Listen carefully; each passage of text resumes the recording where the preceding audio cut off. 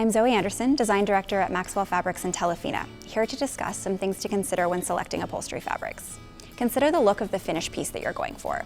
Are you looking to achieve a very tailored and crisp sofa with firm foam, or are you looking for a more casual style that you can sink into? If you are looking to achieve a tight and tailored look on your piece, I definitely recommend selecting a fabric that has a backing. There are a couple of different common backing types, including acrylic backing and knit backing. If you fall in love with a fabric that doesn't have a backing on it already, you can usually have one added.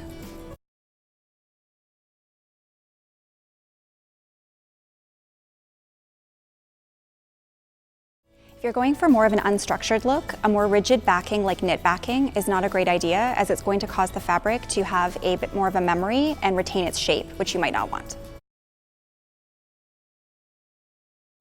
Double rubs, or the abrasion rating of a fabric, has become a buzzword in recent years. However, there's much more to consider when you're looking at the durability of upholstery fabric.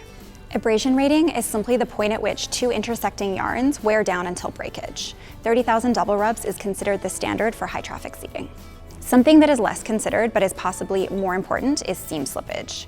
This is the movement of yarns in a fabric along a stitch seam when the seam is pulled. You can avoid seam slippage by choosing tightly woven constructions or fabrics that have a backing or having a backing added. Make sure there is enough seam allowance when making up pieces.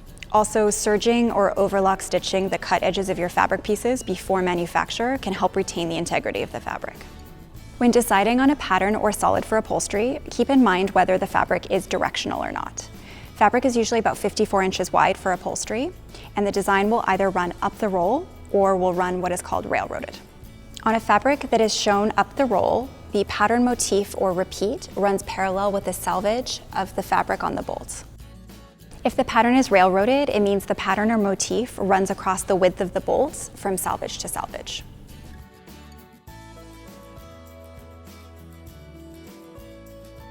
Railroading makes for less seaming on a large piece like a sofa, so the pattern repeat can be run without seaming it every 54 inches.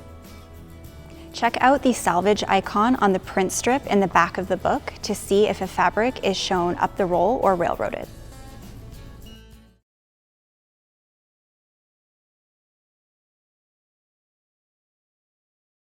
Note that when upholstering with velvets, chenilles, and other pile fabrics, the norm is to have the nap run smoothly when you run your hand from the top to the bottom.